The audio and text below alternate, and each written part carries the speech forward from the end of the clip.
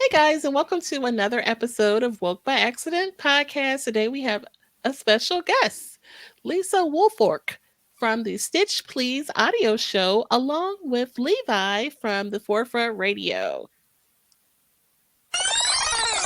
Justice for you and me. Justice for Mike Brown. No justice, no peace.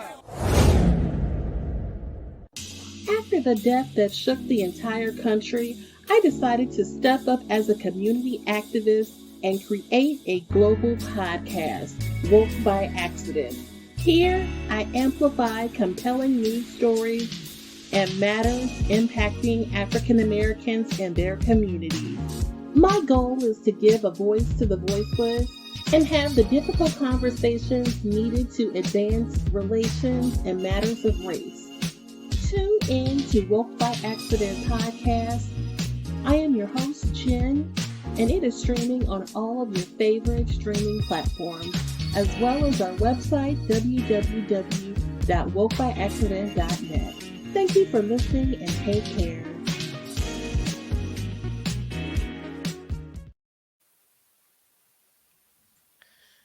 Hey guys, welcome to another episode of Woke by Accident podcast. Today we are joined by Alphiel Levi from the Forefront Radio, who will host with me.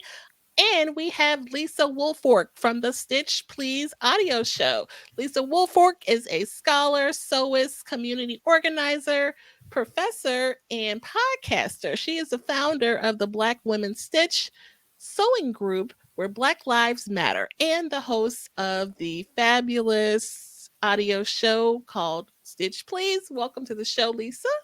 Thank you so much, Jen. I am so glad to be here and honored to be here with you and Levi. Thank you for all the work that you do in our community to help Black content creators and Black thinkers and Black influencers, what we call on my podcast, help us get our stitch together. So thank you very much for that.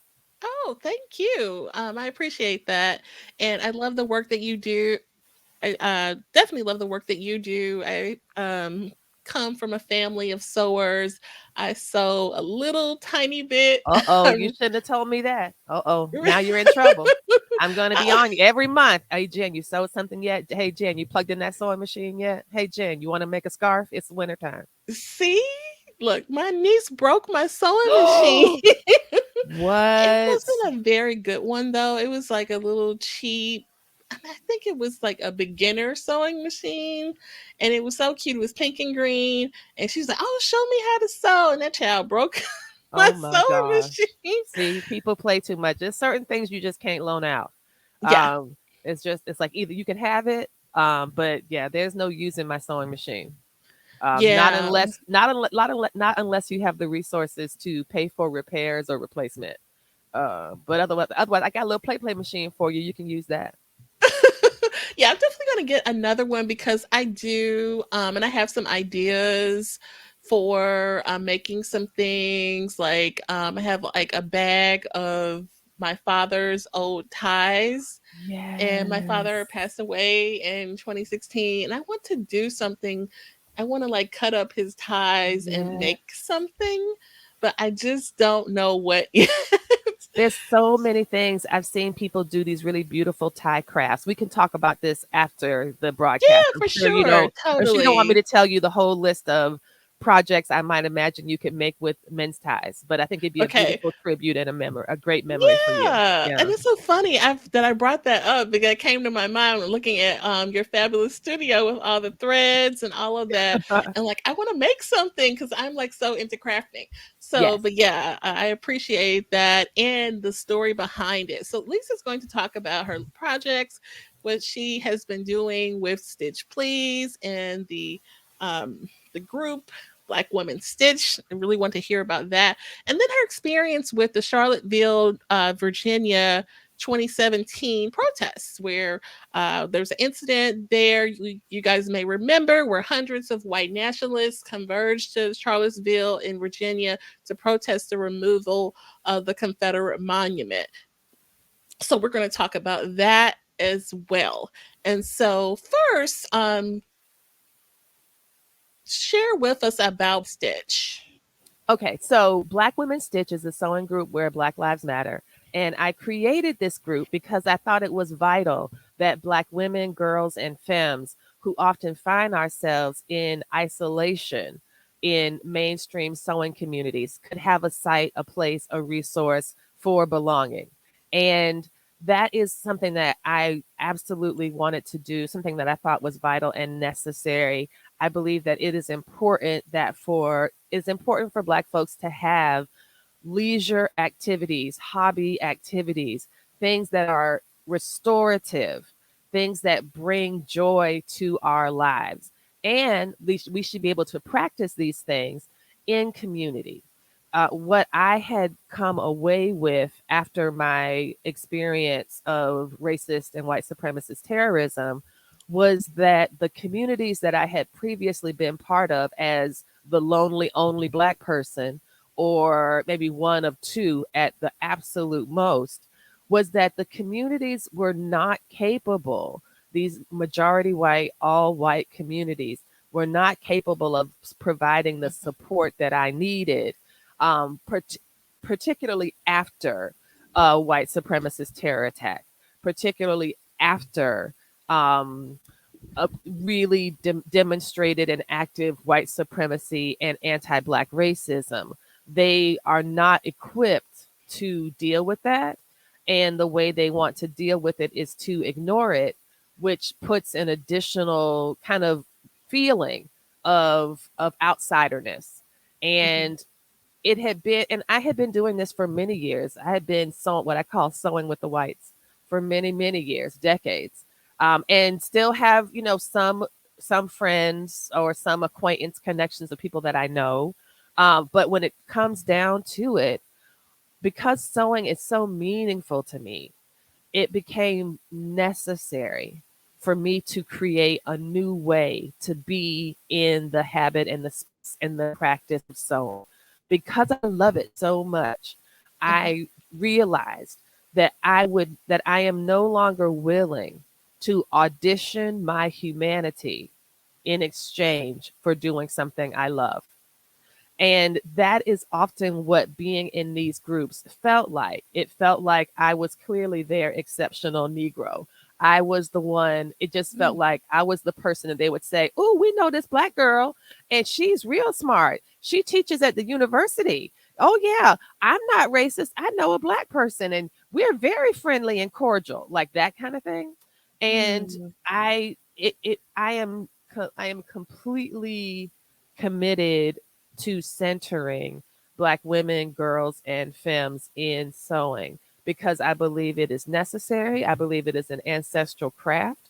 And I believe that the the majority of sewing, the way that it comes either through sewing patterns, sewing blogs, sewing images on the internet, often pop up with the images of white women first.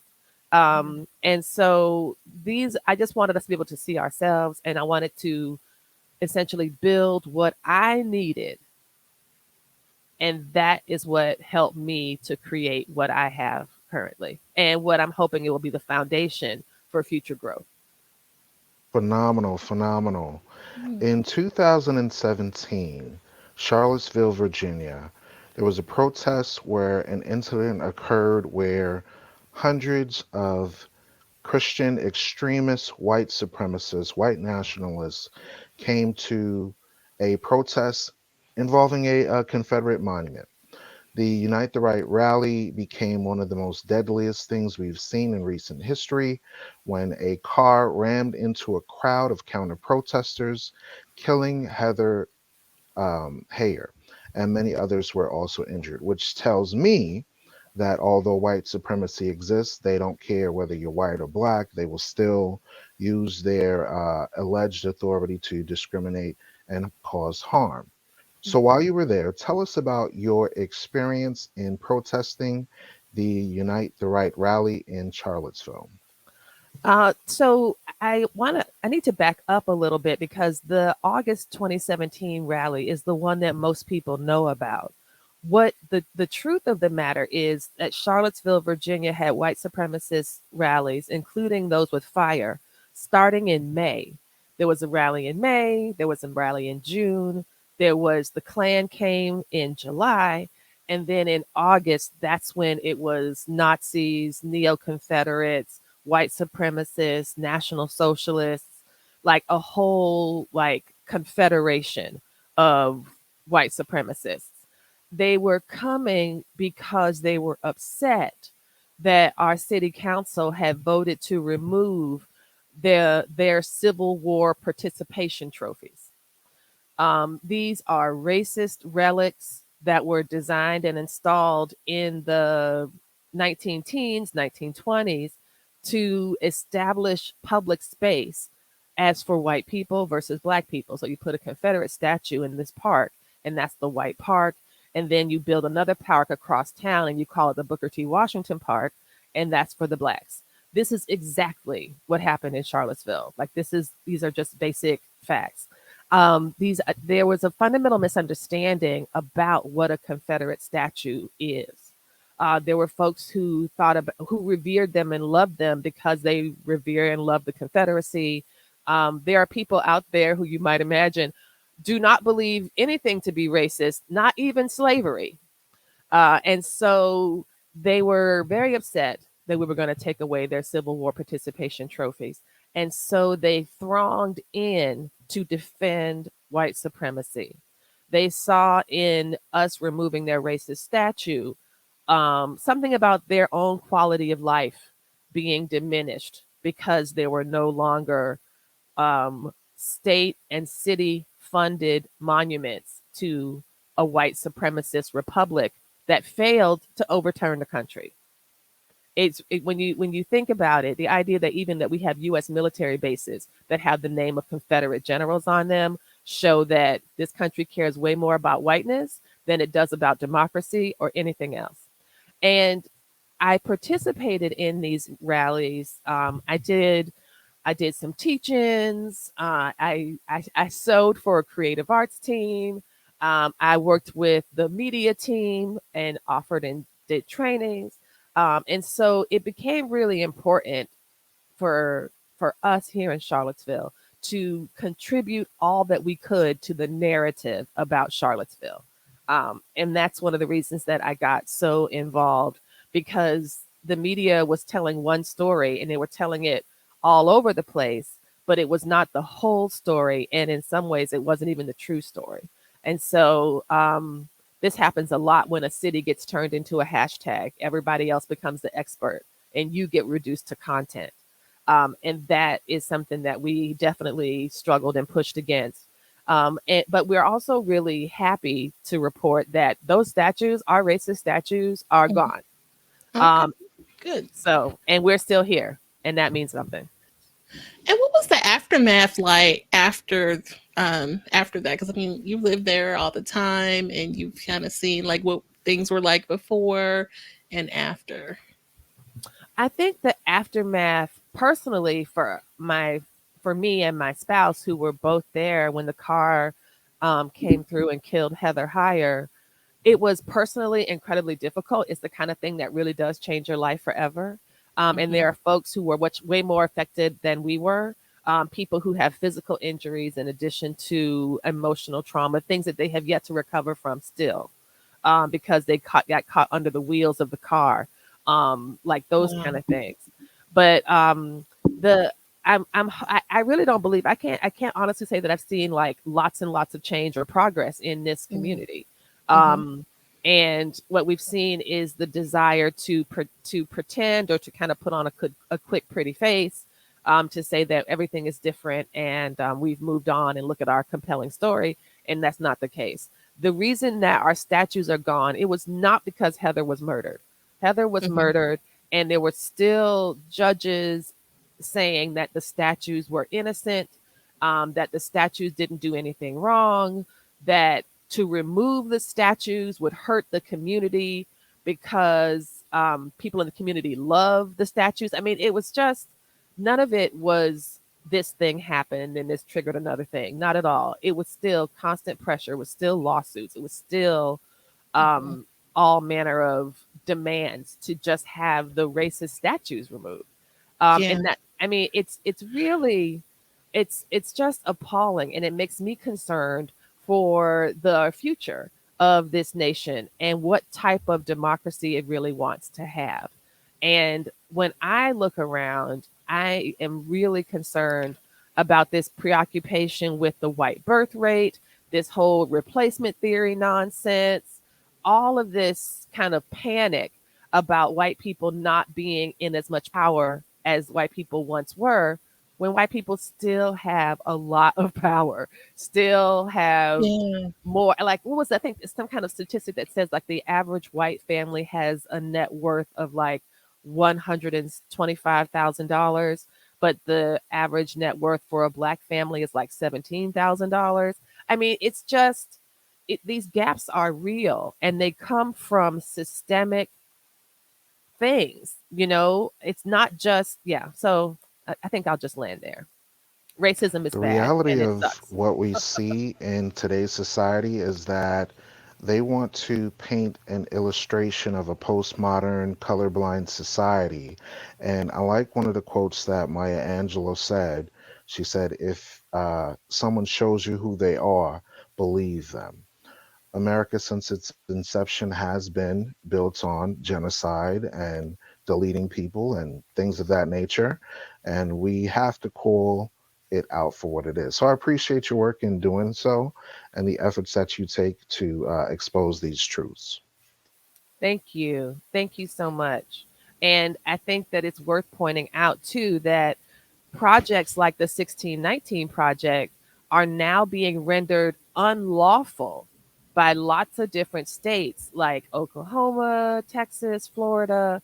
A lot of these are Wyoming are pushing laws to make the 1619 project by Nicole Hannah Jones that Mhm. talks about the origins of or the basically the roots of blackness in American democracy. Like these are all truthful things that she is saying. And yet, because they make white folks feel uncomfortable, they are not allowed. And that is this new um, don't say gay, don't talk about racism. Who is this? Oh yeah. Who is this designed to help? Not Right. I mean gay, they not gay people and people suffering from racism. That's for sure. they want to ban some Toni Morrison books in school. I mean, they want to they want to take everything away. History out of the history books and yeah. Whew, it's a mess. It is a mess, and that's why I think it's so important that you all are doing the work that you do to make sure that these conversations still happen. That these ideas get put into the larger quote unquote marketplace of ideas. That these things aren't forgotten or erased. Oh, for sure. Definitely. And yeah, that's a lot. I mean, you wear many hats. I know it's like I got a big ass head, a lot of You might hats. have to take a class in time management or something. I mean, But I mean, I love how I can see how sewing can be an outlet. I mean, you do projects, you take on tasks, you have your own personal projects, but I can tell like it means something to you and you enjoy it. yes, Hmm. absolutely. I'm working through this idea about creative liberation and the idea of the practice of making and why people I think like crafts is Hmm. because of the kind of the beautiful process of transformation that you can take a set of raw ingredients and turn it into some beautiful food. You can look out at nature and you can take an image that is something you can remember forever, even once this moment has passed. There's so much power in the creative arts and in the process of creating that it feels like it helps to unlock the way one experiences life more Hmm. freely. And that's the thing that I love to tap into with sewing. That's awesome. Yeah, definitely all need an outlet. I encourage everybody to take something up, that you learn something new, perhaps. Yes. Yeah, I heard you talking about like how your grandmother sewed and that kind of thing, and that just made me think about my family. I had an aunt in particular that sewed, like she made my sixth grade banquet Wow. dress Oh, with that's kente cloth. wonderful. Oh my Hmm. gosh. I bet that was so cute. Yeah, and it's just like, oh wow, like this is really I still have it, and it's probably like some and it's like the way that she made it, and then I wanted, because like at the time it was like being Afrocentric was cool. Yes, of course. And all that's coming back now. Yes. Everything is, yeah. So that's awesome. And I, like I said, I have all these ideas, but yeah. Um so you made a podcast about sewing and your life and the lifestyle. How did that come about? So, the Stitch Please podcast is where we help you get your stitch together. We center Black women, girls, and femmes in sewing. That's who we interview and speak with, but also do solo episodes talking about different fabric trends, fabric styles, projects, notions, tools, those types of things. I also have a couple of limited edition series. My favorite so far has been Stitching Holiday Traditions, where we do individual audio diaries from people in the community that talk about how their sewing influences the way they celebrate holidays. And so that's been a lot of fun. And the podcast it grew out of a Black Women Stitch event. We had a retreat, we had a get together, on the very first one, and we were really like just enjoying talking to each other and wanted to figure out a way to kind of keep the conversation going. And it was just so rare to have to sit and sew with a bunch of Black women like this. And we wanted to share the energy of that feeling. And so the podcast became a way to kind of trap that energy and to share it more broadly than with the people who were assembled in the same physical space. And the podcast has absolutely been a joy. I have really enjoyed doing it. I love the people that I talk to, and I also love just feeling like I'm talking to myself directly into a microphone about something sewing related. Like, this is why you need to have one of these tools. It's essential, Yeah. like that kind of thing. Yeah. It's really fun. And so that is how the podcast started. And Okay. we've been doing quite well. I think between we had some bonus episodes, and then in the Mhm. beginning I thought I was doing an episode. When I first started, the schedule was a mess. I knew I wanted to do weekly, but I didn't know that the weekly I didn't know if I could do it. So I was like, okay, well, I will do an episode every other week, and then I'll do a bonus episode every other week. And it's like, girl, you just have a weekly podcast. Stop with this bonus episode versus regular episode. So the numbering is off. But there are about 155 pieces of 155 audio episodes that are Mm. standalone. But the numbering of the episodes, because the bonuses aren't included, we're at about, I think, 140 right now, or 138 or something. Oh, kudos. That's Yeah. So amazing. yeah, I've been going every week strong since September of 2019. Touch wood, haven't missed any dates yet. And yeah, I don't have seasons because I didn't figure that out. But like I'm like, Okay. just all of it is to the good for now. I would maybe I'm thinking about maybe trying to transition to seasons, maybe just to give myself a bit of a break. But Yeah. the way that it's set up is it's been working really well. It's been working really well, and I like right now I have episodes recorded through maybe through November, that are Okay. just ready to be published because I love talking to people. Oh, So that's amazing. Look at you. oh, All right. With the I'm content. I'm a bat. Yes, I love batch recording. Love it. And like I did end up getting myself kind of caught out there earlier this month when it was like, oh, wait a minute, I don't have any interviews queued up that I want to share. These other ones are going to be for this rollout. All right, I better get on here and talk about something. And I did, because there's a million topics in sewing, and I love talking There about sewing. is. Yeah, I have But a lady I want to send you. I'm gonna DM oh, you please do, later. please do. I love getting Okay. guests. I found a lot of amazing people Okay. from the podcast community, as well as other sewists that I might interview will recommend people. So And I she even knows about you too. no way.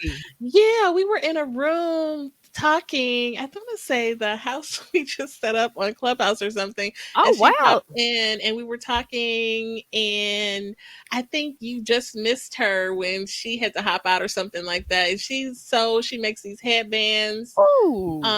And she was like, "Oh yeah, I know about her because I Oh, brought that's you up."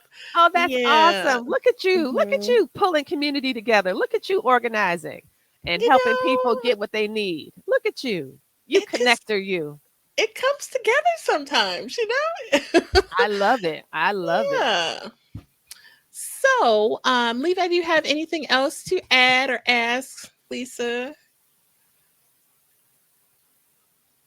No, unfortunately, my internet. So yeah. Okay, well, we appreciate Levi joining us today.